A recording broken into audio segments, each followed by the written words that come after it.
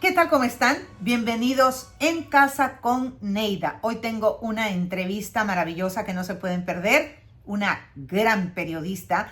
Dice que ella nació en Argentina, tiene corazón colombiano y pasaporte americano. Se llama Adriana Mochola. Ella escribió este libro que tengo en mi mano. Este libro que dice La periodista que no oye pero escucha, de Adriana Mochola. Adriana es una periodista multipremiada, ha recibido 19 premios Emmy por su trabajo investigativo. Trabaja para el canal 51 de Telemundo en Miami y también el canal NBC 6 de la cadena NBC en Miami. La conozco hace mucho tiempo.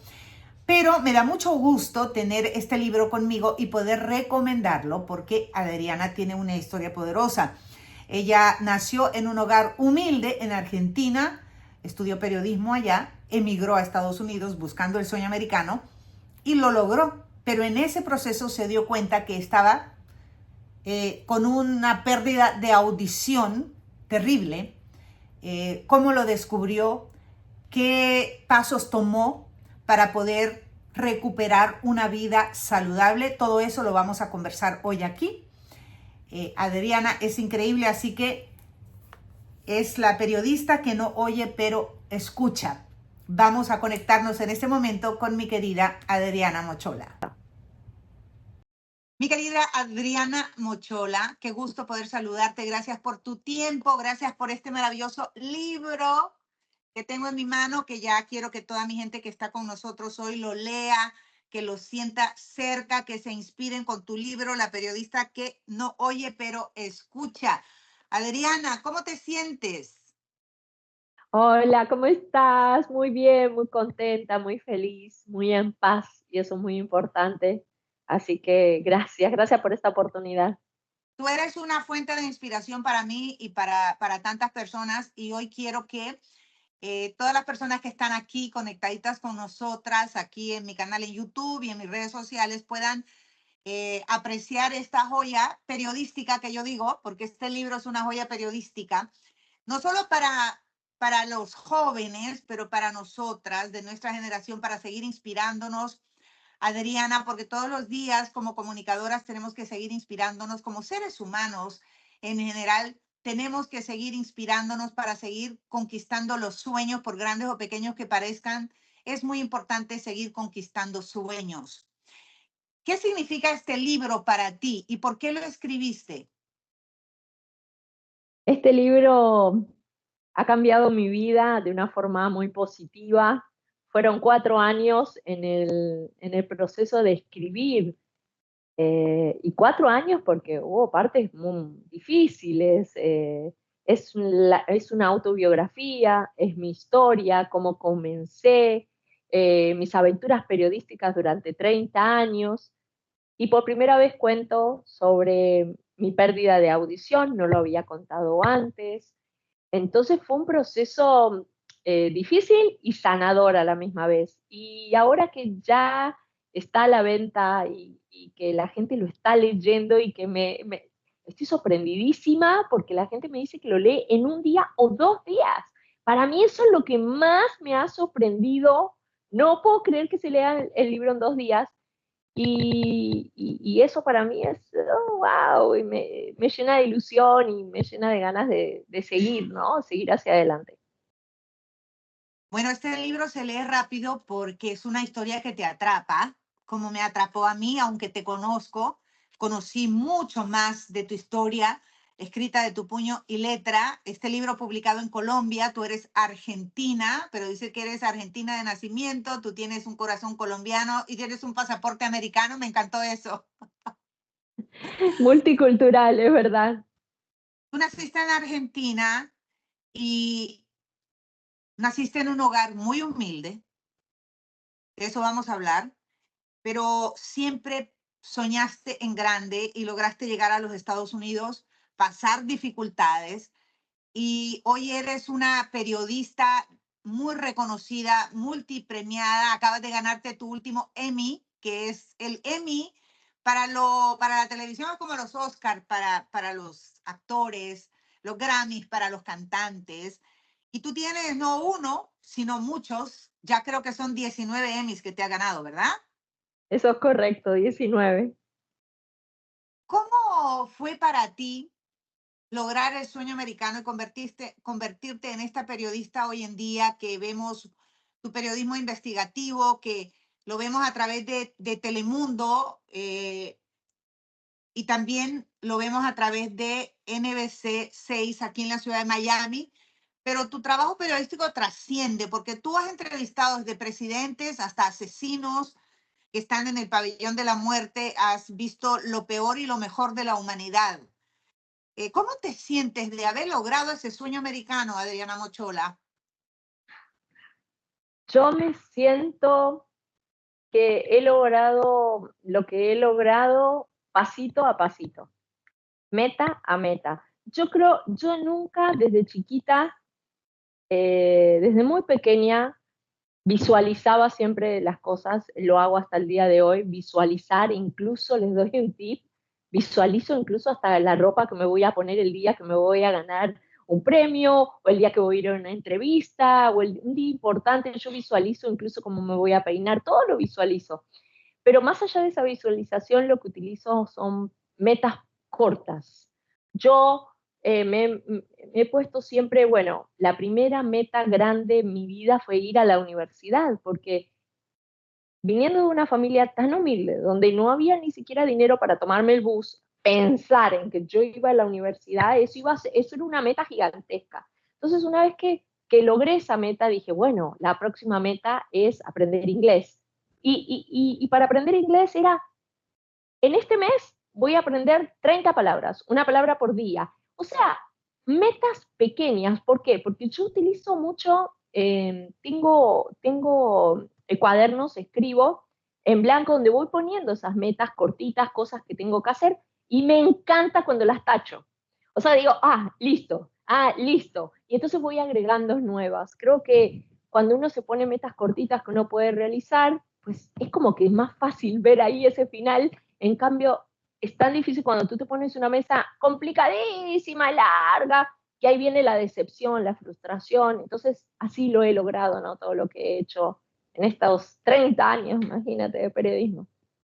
30 años de carrera, se dice fácil, pero has visto tantas cosas que tal vez muchos comunicadores o periodistas no han visto porque tú eres periodista investigativa. Tú vas más allá de la noticia. Tú indagas cosas que a veces se tocan por encima, son titular y luego next, porque en la noticia, en el mundo de la noticia, una noticia, yo siempre le decía a mi productora en Univisión, una noticia mata a otra. Hoy puede ser una gran noticia y dura a veces un día o dos o tres, y luego viene otra y la quita del medio y hay que seguir hablando de esas noticias, pero tú te quedas con esas noticias de archivo y tú las indagas y tú vas más allá y eso es lo que te hace tan especial, Adriana, y por eso yo te admiro muchísimo. Y también todo tu equipo que trabaja contigo. Tú te has ganado tantos premios y tú sigues con ese mismo entusiasmo. Tú naciste en un hogar muy humilde en la provincia de Buenos Aires, en Argentina. En este libro narras cómo naces en una casa muy humilde donde no había agua potable, alcantarillado, y tú tenías que hacer muchas maromas, como dicen, muchas peripecias para poder ir a la escuela y luego a la universidad. ¿Qué recuerdas de esa infancia humilde en Argentina, Adriana? Fue una infancia difícil en el sentido de que los inviernos eran terribles, porque la casita era muy chiquita y era muy fría, no había agua caliente. Entonces yo sufría de una enfermedad que se llama sabañones, que básicamente es que los dedos de las manos y los dedos de los pies se te hinchan por el frío mismo. Entonces me costaba incluso poder agarrar quizás en invierno un lapicero para escribir. Mi mamá me calentaba agua en una olla, en una pequeña olla así. Entonces ella me calentaba el agua y con eso uno se bañaba. Em, pero pese a esas carencias, pese a que mi papá trabajaba muchísimas horas como chofer, él era chofer de taxi, después de ambulancia, de lo que sea. Y mi mamá limpiaba casas, salía a limpiar casas, cuidaba niños. también cosía.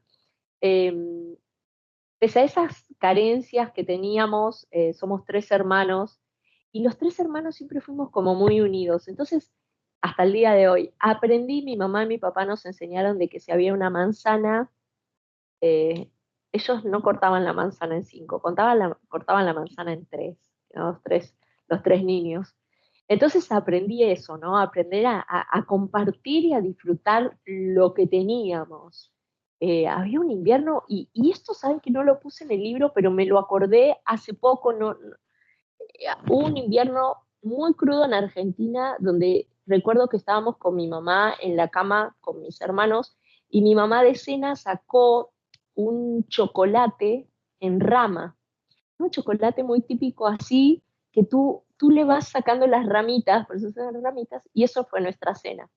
Pero en ese momento seguramente me fui a dormir con hambre, pero me acuerdo de ese momento de compartir, ¿no? De estar cerquita de ahí con mis hermanos, y esa cercanía la mantenemos. Sé que fue una infancia difícil, complicada, vivía muy lejos, la universidad me quedaba súper lejos, había que tomar como 2 buses, un tren, pero una infancia linda, ¿no?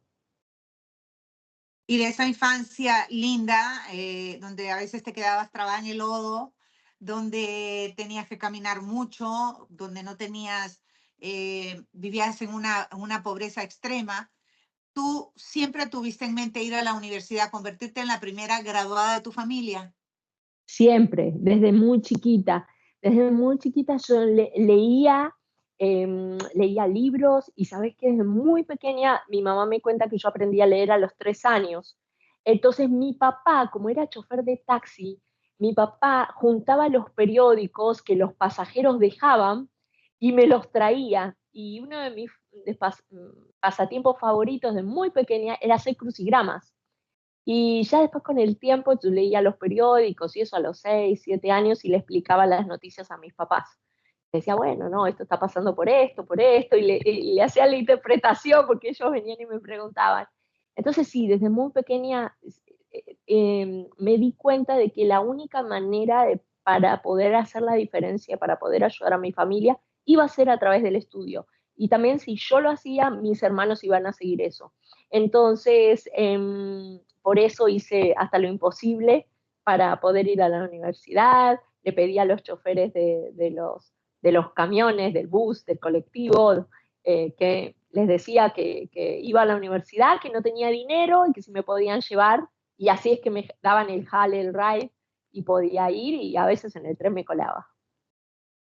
Sí, o sea, tantas historias para que tú pudieras acceder sin dinero, sin una moneda en tu bolsillo para ir a estudiar y pasaste mucha hambre. Hay un capítulo aquí en el libro que habla de una empanada que hoy es famosa, pero que en aquel momento te quitó el hambre porque siempre están esos ángeles en el camino que a veces no conocen bien nuestra historia, pero pueden sentir que un niño o una joven tiene hambre física y también hambre de aprender. En tu caso, hubo una compañera que has puesto en este libro que marcó esa parte de tu vida donde el hambre y la pobreza no fueron un impedimento para que tú siguieras estudiando en la universidad.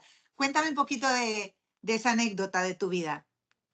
El capítulo se llama Me sobra una empanada, porque yo me levantaba a las 4 de la mañana para llegar a la universidad a las 8, 4 horas de travesía.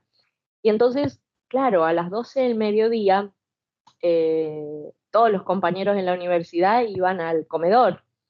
Y yo ponía excusas para no ir al comedor, obviamente, porque no tenía plata para comprar. Y entonces, siempre en el libro narro de que cuando tengo hambre mi estómago hace mucho ruido y no lo puedo controlar. Yo intento, pero bueno, hace ruido.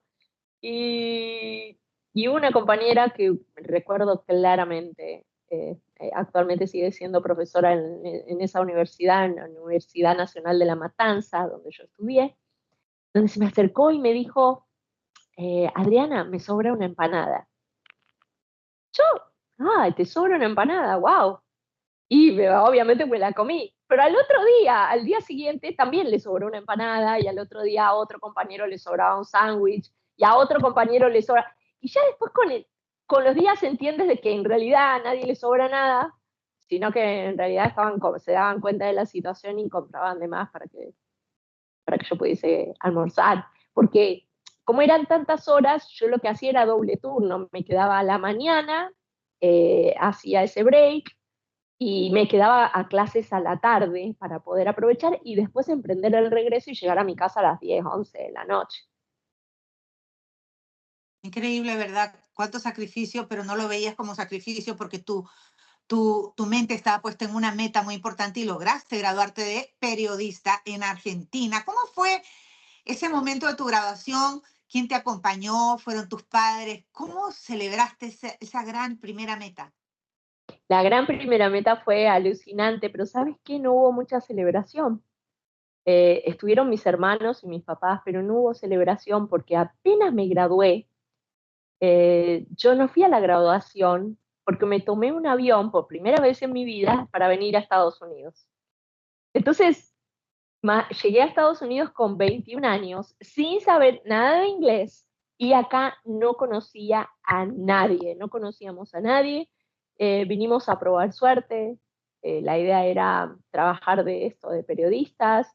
Y, y nada, me fue muy bien. Al principio me abrieron las puertas en RCN Radio, que es una radio colombiana, y empecé poquito a poco, y después también ahí ellos me conectaron con un periódico colombiano, y empecé a trabajar en un periódico colombiano donde todos eran colombianos y yo era la única argentina. Y entonces, nada, eso fue también súper emocionante, por eso siempre digo que mi corazón es colombiano, más allá de que estoy casada con un paisa, porque la primera oportunidad me la dieron en esa redacción, donde también tenía otro tercer trabajo en una revista. Entonces a veces me quedaba dormida en la redacción, eh, porque nada, dormía 2 o 3 horas porque no tenía carro. Entonces andaba en bus también por todo Miami. Yo vivía para los que viven en Miami, vivía como en North Miami y la estación quedaba en Kendall, entonces tenía que tomar 2 trenes, un bus, me quedaba dormida. Bueno, pero así fueron los inicios y fueron inicios muy lindos y tengo la gran fortuna de que siempre, que esto no le pasa a muchos inmigrantes, a mí me pasó, yo nunca trabajé de otra cosa. Yo siempre trabajé en periodismo, ya sea en la radio, en la televisión, en revistas, escribía, lo que sea relacionado con los medios. Por eso digo que es lo único que sé hacer, ¿no? ¿Cómo decides salir de Argentina? O sea, ¿te viniste con tu familia? ¿Te viniste sola? ¿Tenías dinero en el bolsillo? ¿Llegaste sin nada? ¿Cómo fue ese salto, esa decisión de dejar tu tierra y venir a probar suerte acá a Estados Unidos? A Miami, ¿verdad?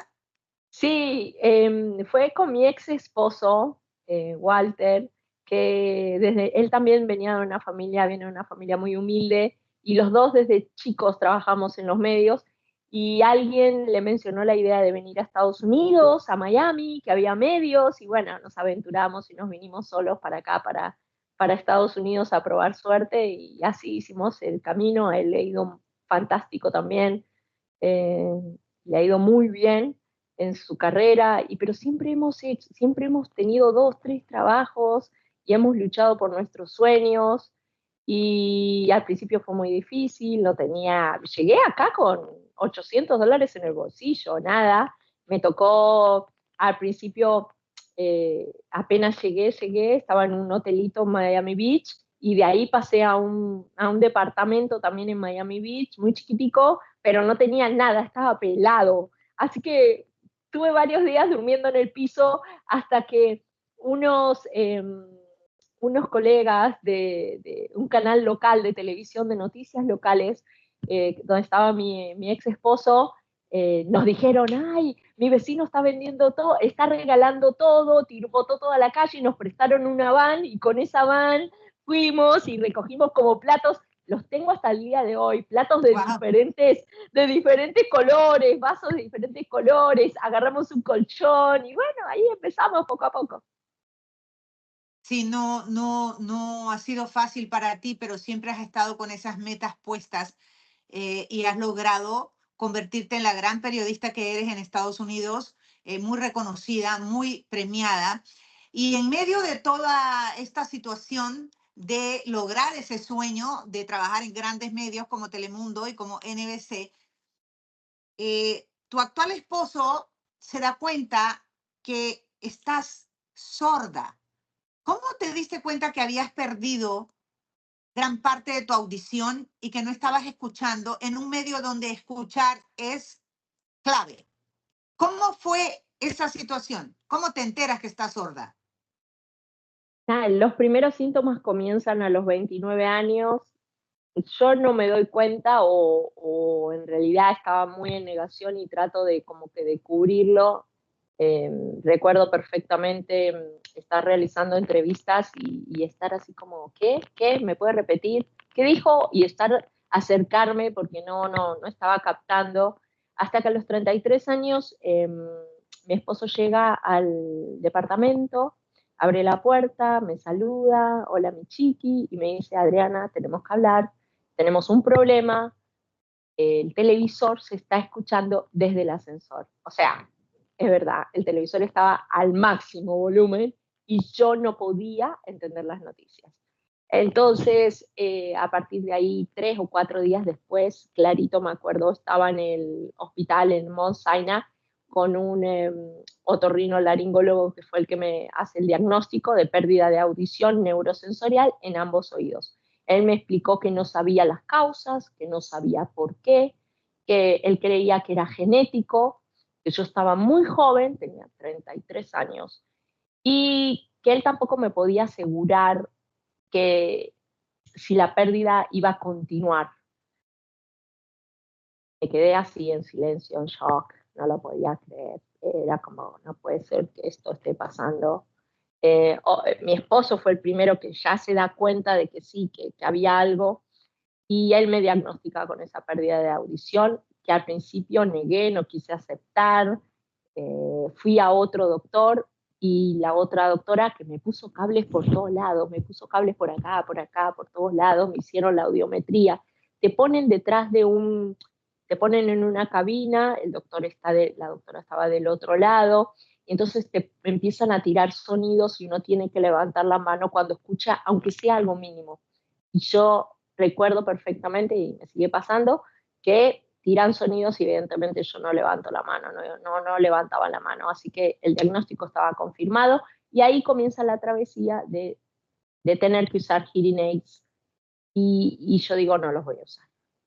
Es muy común en ese tipo de diagnósticos, más o menos en promedio demoramos las personas con pérdida de audición 7 años, desde el día que te lo dicen hasta que finalmente te conectas a unos como estos, dura 7 años, yo duré 5 hasta que un día iba manejando, justamente en diciembre, y vi un cartel que decía New Generation of Hearing, o sea, la nueva generación de audición, y dije, ay, no sé qué pasó, estacioné, entré y le dije a la secretaria, necesito ayuda, no oigo, necesito ver a un doctor.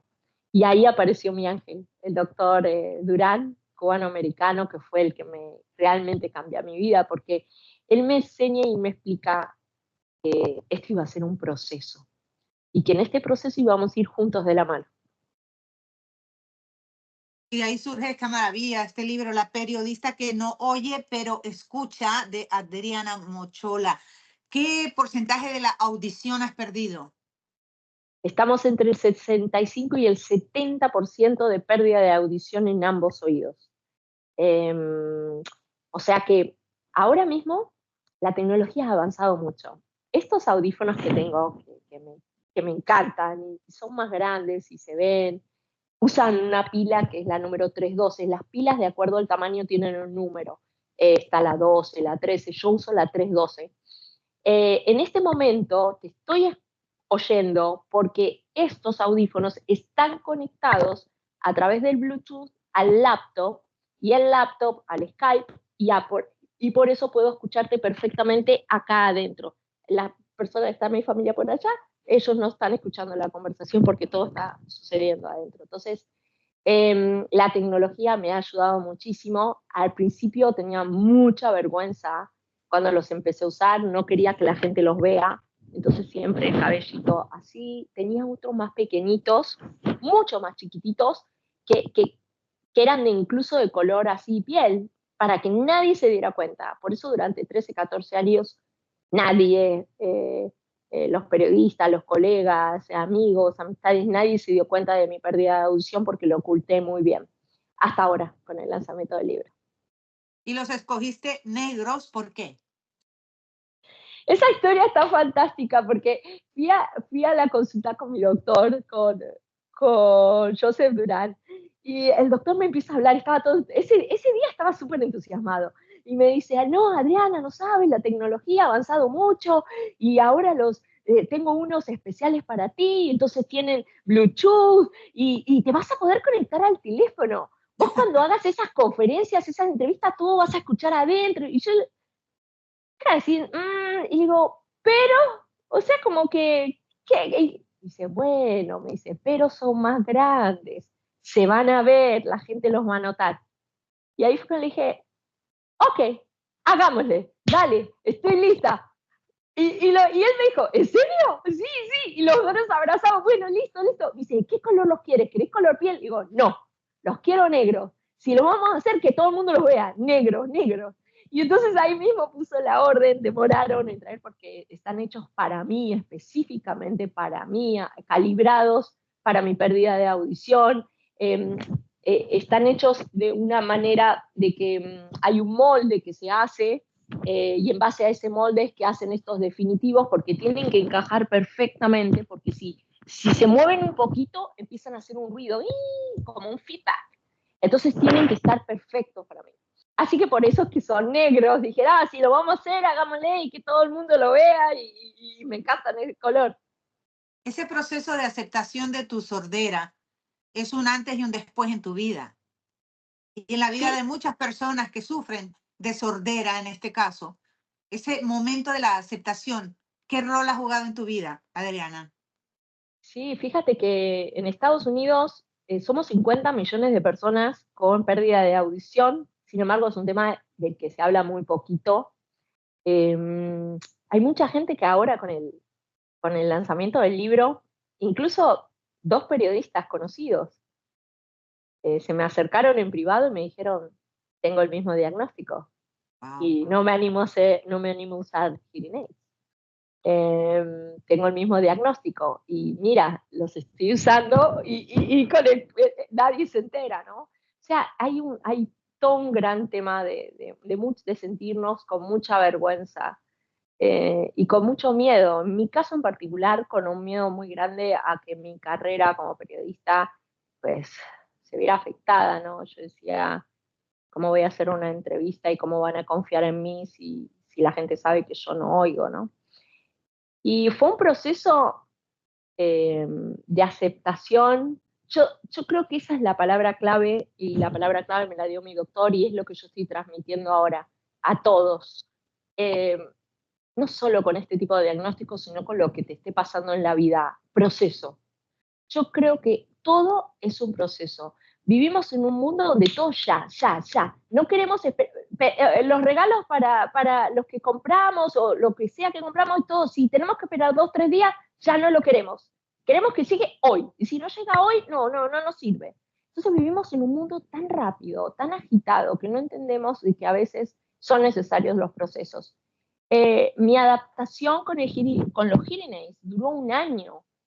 Entonces, al principio, porque no es que te conectan y ya, no, a mí me conectaron y seguramente muchos de ustedes vieron en las redes sociales los bebés y la gente adulta cuando los conectan y que los ojos y cuando oyen, y para mí fue igual, yo lo viví exactamente igual, la primera voz que escuché fue la de mi esposo, porque mi doctor le dio el pase, le dijo a mi esposo y mi esposo me dijo, ¿me escuchas bien, mi chiqui? Y esa fue la primera vez la primera voz que escuché claramente.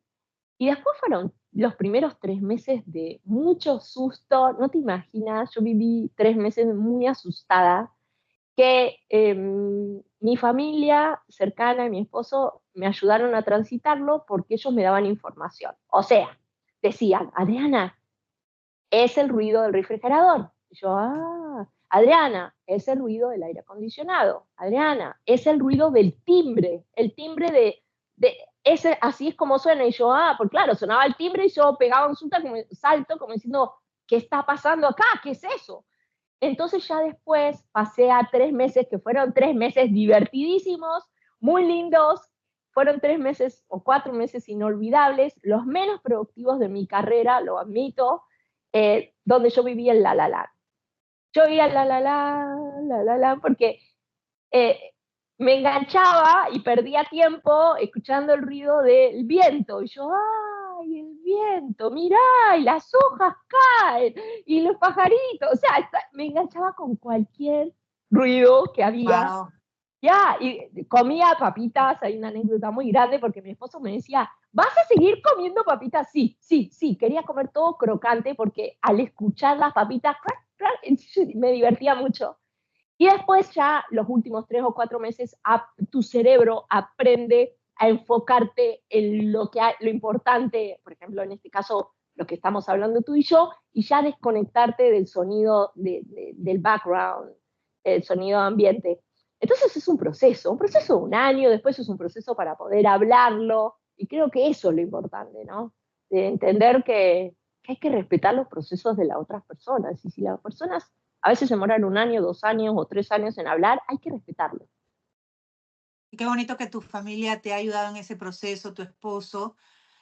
He hablado contigo anteriormente de este proceso para ajustarte a esos aparatos auditivos y me comentabas que hay cosas que no puedes hacer, igual como cuando uno tiene una condición especial que te dicen no puedes comer azúcar, no puedes tomar alcohol, no puedes comer grasa, no puedes hacer tal cosa. Tú, hay cosas que por tener tus aparatos auditivos no puedes hacer en tu vida cotidiana. A veces escoges a qué fiesta ir, a qué fiesta no ir. Háblame un poquito de esa vida cotidiana que a veces se convierte en selectiva.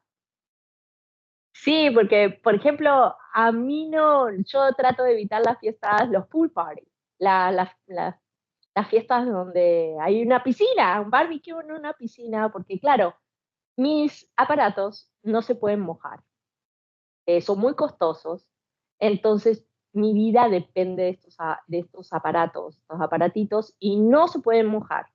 Entonces, si yo quisiera, estoy en una fiesta y quisiera meterme a la piscina, pues me tendría que desconectar. Para desconectarme, pues no podría oír lo que está pasando a mi alrededor. Entonces quedaría excluida de la conversación. Pero si estoy cerca de la piscina y la gente se tira y salpica, podría mojar. Entonces al final es como, ¿sabes qué? O prefiero no ir, o cuando me invitan tengo amigos acá en la Florida que rentan o lo que sea un yate y que van todos en el yate. Yo trato de no ir porque es típico que todos, dale, tírate, tírate, tírate, tírate al agua, y yo no me quiero tirar al agua. Entonces son las situaciones en las que a veces digo, no, no, mejor me quedo en la casa y trato de no ir. Seguro que hay muchas personas que tal vez están pasando por una situación similar, están escuchando muy atentos esta conversación y te voy a preguntar otra cosa sobre el tiempo que te duran las baterías. ¿Cómo haces si se te acaba la pila de tus aparatos, si pierdes orientación, si te sientes mal, mareada? ¿Qué ocurre en tu entorno? Bueno, mis pilas duran 3 días, más o menos. 2 días, 2 días y medio, 3 días. Pero mis pilas tienen una habilidad especial. Yo a veces, no me van a creer, pero a veces converso con las pilas y les digo, ¿por qué? ¿Por qué? ¿Por qué te quedas sin batería ahora? ¿Por qué? ¿Por qué? Porque de verdad que si quedas sin batería en el momento menos adecuado, eh, a veces estoy conduciendo y estas en particular, estos audífonos en particular, cuando la batería ya empieza a bajar, hace un ruido de tin, tin, tin, tin. Eso significa que tengo 3 minutos más o menos, entre 3 y 4 minutos para desconectarme y cambiar la batería. Si estás manejando, no tengo esos 3 minutos, entonces la mayoría de las veces me tengo que hacer a un lado para estacionar, parquear y eso, y cambiar la batería para poder, porque yo por lo menos, en mi caso muy en particular, soy incapaz de conducir sin sin audífonos, no me siento cómoda porque no puedo oír nada a mi alrededor, entonces no me siento cómoda. Pero sí, más o menos duran eso, como 3 días. No los uso para dormir en un momento que me desconecto. Cuando yo ya me voy a dormir, pues yo me desconecto. Y hay una cosa muy, muy particular, que cuando a la mañana, cuando yo abro los ojos, la gente pensará que lo primero que hago es, mis audífonos están en una cajita negra al lado, en mi mesita de luz, pero no es lo primero que agarro. No sé, es la costumbre, no me pregunten por qué, pero yo empiezo mi día en silencio. Yo no me conecto, sino que yo me levanto, me baño, me maquillo, voy a la cocina, me preparo mis jugos o lo que sea, pero siempre todo en silencio. Cuando ya estoy lista, que voy a agarrar mi bolsa, mi cartera, y estoy por abrir la puerta, ahí es cuando hago tin, tin, y me conecto, y tienen una música que es tin, tin, tin, tin. Cuando yo escucho eso, que, ya conecté, y ahí ya estoy lista para afrontar el día. O sea que ya tu cerebro tiene una memoria de que hay una transición y ya tú te adaptaste a ella.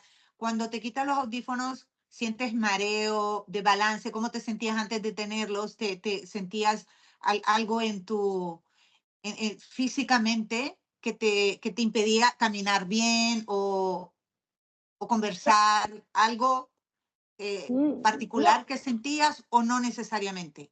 no, básicamente antes de mi vida, antes de los audífonos, era que básicamente no podía tener una conversación. No solo, olvídate de tener una conversación en un lugar, en un restaurante donde hay mucho ruido, bueno, no, ahí era imposible. Pero estaba todo el tiempo como, ¿qué dijiste? O no entendí, o tratando de descifrar y captar palabras. Por eso digo que yo he desarrollado la capacidad de escuchar, porque no es lo mismo oír que escuchar. Entonces, yo he aprendido a leer los labios, yo leo labios, yo cuando estoy hablando con una persona voy a intentar hacer todo lo posible para que estés de frente a mí, para yo poder ver tus manos, tu expresión corporal, ver si te estás sonriendo, si es un chiste o no, leer tus labios y poder captar todo el mensaje. Eso es escuchar, prestar atención. Y con los audífonos puedo captar también el sonido. Pero cuando no los tengo, no me siento mareada, yo sufro de vértigo, pero eso es aparte. Ahora no estoy muy bien, no estoy con vértigo, pero cuando no estoy con mis audífonos, básicamente me siento desconectada, o sea, estoy en silencio, pues, o sea, es como que no puedo tener una conversación, no puedo escuchar la televisión, no puedo escuchar las noticias, no puedo tener una vida normal sin mis audífonos. ¿Alguna vez te sentiste discriminada en el trabajo, laboralmente, por falta de audición? No, la verdad que no, pero a ver, hay que entender que yo lo oculté durante 13, 14 años, nadie se enteró, o sea que no podía suceder nada de eso porque nadie sabía de mi condición. Y ahora que lo revelé, ha sido la respuesta fantástica. Mis compañeros han sido de verdad maravillosos, muy compasivos, y la gente en general abrazándome, tendiendo. Y ha habido un par de cambios que me encantaron, porque yo en las entrevistas estoy diciendo que para mí es muy difícil cuando me hablan y están detrás mío. Ay, justo llegó mi esposo. Ah, es ok, Justo está bien. llegó mi esposo y abrió y cerró. Ok. Eh, lo que estaba diciendo es que para mí es muy difícil, cuando hay muchas personas, como en una sala de redacción, y la persona está detrás mío o por allá atrás, para mí eso es como no sé de dónde viene el sonido, y eso sí es muy, muy difícil para mí. Entonces ahora con el lanzamiento del libro, el otro día pasó algo que me encantó, casi me pongo a llorar, pero de la emoción, porque estaba en la cafetería y en la cafetería había mucha gente y se ve que varios querían hablar conmigo. Y entonces de repente empezaron a hacer fila, yo estaba casi y empezaron a hacer una fila todos de frente mío. Y yo, claro, antes generalmente hablaban de cualquier lado y ahora entendieron de que para poder que solo se oiga estar de frente mío. Entonces tenía como 3 o 4 y yo, ¿cómo estás? Ah, ahora voy. Entonces, claro, estaban dentro de mi campo visual. Y nada, son pequeñas modificaciones que los demás están haciendo para hacerme sentir bien y que a mí me facilita la comunicación, ¿no? Entonces estoy feliz. No, y una maravilla hablar de una sala de redacción porque tú eres una periodista muy activa, siempre estás en los haciendo entrevistas, como dije, este libro, La periodista que no oye pero escucha, es una cátedra de periodismo y la verdad es que yo lo recomiendo que todo el mundo lo lea, no solo periodistas o comunicadores, pero cualquier ser humano que pueda inspirarse a que no hay imposibles y que todos los días tenemos que seguir conquistando esas pequeñas metas que tú dices. Tú has cubierto tantas noticias, tantos reportajes que has hecho. ¿Cuál ha sido esa entrevista, ese reportaje que se ha quedado en ti, que te ha tocado profundamente? Y por qué? Hay tantos, pero hay un capítulo en mi libro que se llama Los Anónimos, Ujú. porque nosotros los periodistas todo el tiempo estamos en contacto con gente, pero a veces nos toca esos encuentros muy rápidos, sobre todo cuando salimos en una cobertura en la calle, un desastre natural, que son encuentros como muy breves, muy rápidos, y uno se queda pensando en qué habrá sido la vida de esa persona.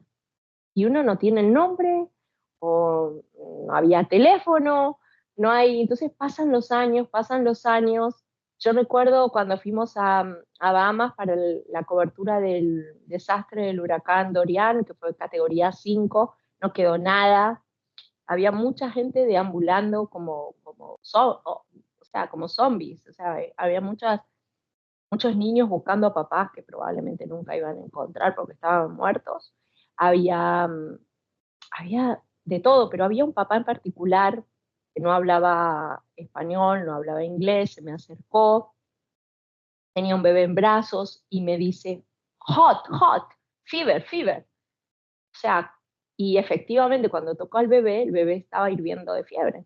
Pero cuando son instantes, son segundos que te das vuelta y ves la devastación total, ves que hay miles de niños, ves que, ¿qué puedo hacer yo? Y en ese momento el papá me dice, take it, take it. Me dice, agarra al niño, llévatelo.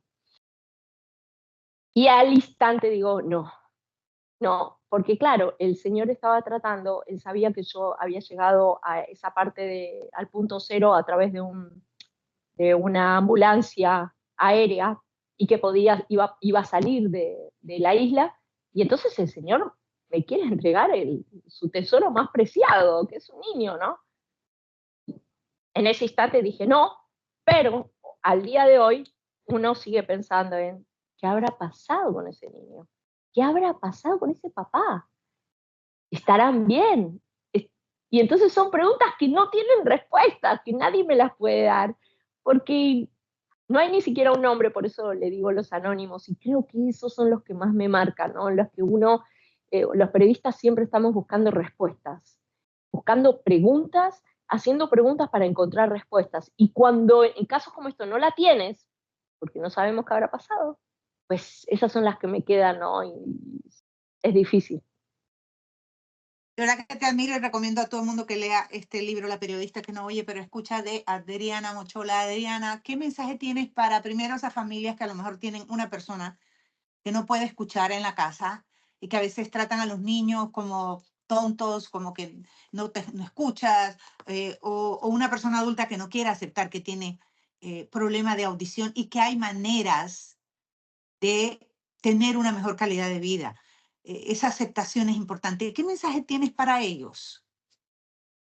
Primero para las familias, si tú eres una persona que tienes un amigo, una amiga, un novio, un hijo, lo que sea, y cuando él te habla, está así y lo ves que frunce y te dice, ¿qué? ¿Qué?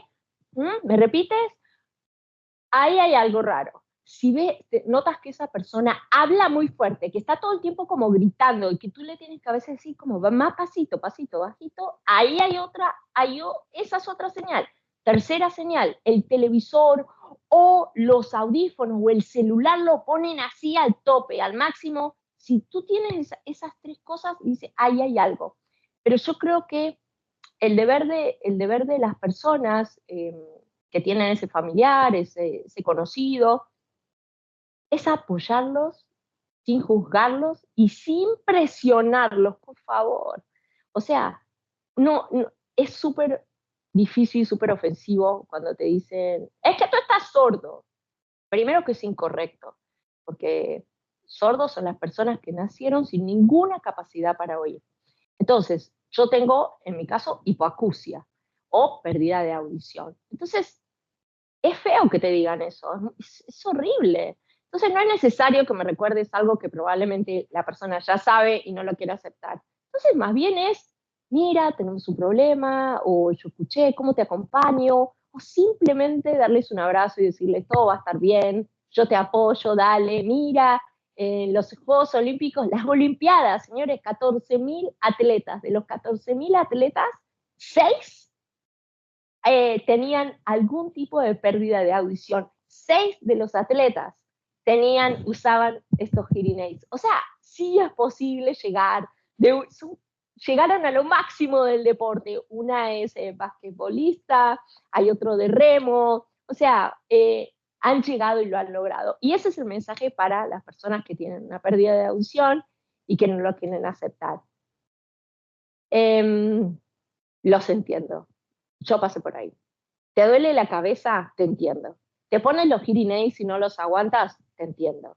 Pero te recomiendo algo, como dijo mi doctor. No un día a la vez. No me gusta eso un día a la vez.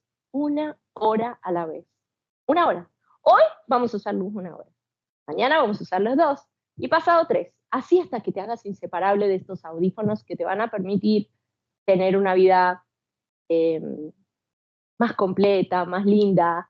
Y hay que aceptarlo, hay que aceptarla la vida con lo que nos da y también con lo que nos quita. Y bueno, nada, nos quitó la audición, bueno, tendremos otras cosas, en mi caso desarrollar esto de poder escuchar, así que, ay, sigan adelante, no pasa nada. A veces uno se hace más ideas y al final del día no pasa nada, todo va a estar bien.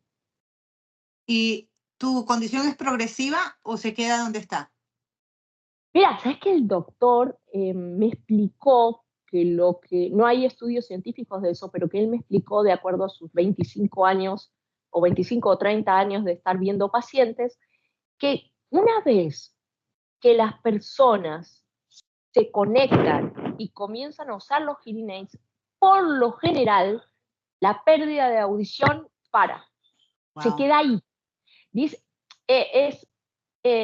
las audiometrías no van a mejorar, no, pero no van a empeorar. Y en mi caso en particular, me acabo de hacer una audiometría hace 3 semanas que la grabamos para televisión y salió nuevamente igual. Ah, Ni qué un bueno. poquito por arriba, ni un poquito por abajo. Entonces puede ser que la teoría de él, lo que él está viendo es que sí. Y es muy, eh, tiene sentido porque la pérdida de audición está muy asociada, extremadamente asociado con el Alzheimer y con la demencia. Porque claro, tú empiezas a aislarte, a quedarte solo, no percibes nada, entonces te quedas en ti mismo y entonces ahí es que pueden venir estos riesgos, ¿no? Pero por ahora sigo igual, sigo con entre 65 y 70 de pérdida de audición, seguimos Qué igual. maravilla. ¿Dónde podemos comprar tu libro y qué mensaje tienes para esas personas que piensan que los sueños no se cumplen y que son imposibles?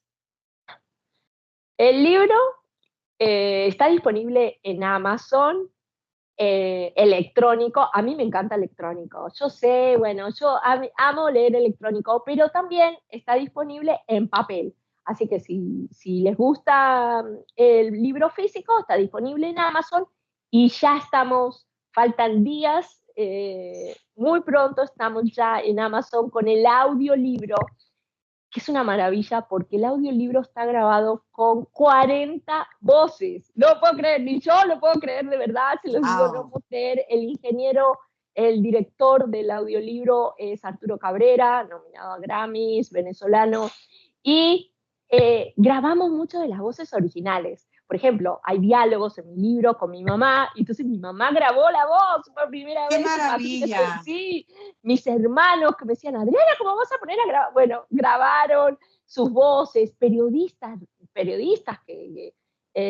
reales grabaron sus voces Wow. reales. Hay una niña muy especial que hace de mí cuando yo era chica, entonces cuando era niña, y bueno, son 40 voces en total, eso también va a estar en Amazon. Y mi mensaje para la gente es, nunca es tarde para perseguir y luchar por tus sueños. Yo no creo mucho en la suerte, yo no creo tanto en el talento, esto de que, ay, naciste con talento, yo no creo en eso, yo lo que creo es en la disciplina, en la organización, en la perseverancia, en tener las metas, en trabajar para las metas. Yo siempre digo que yo no sueño con, hay mucha gente que dice, ay, a mí me gustaría, yo sueño con hacerle una entrevista a X. Pues yo no sueño eso.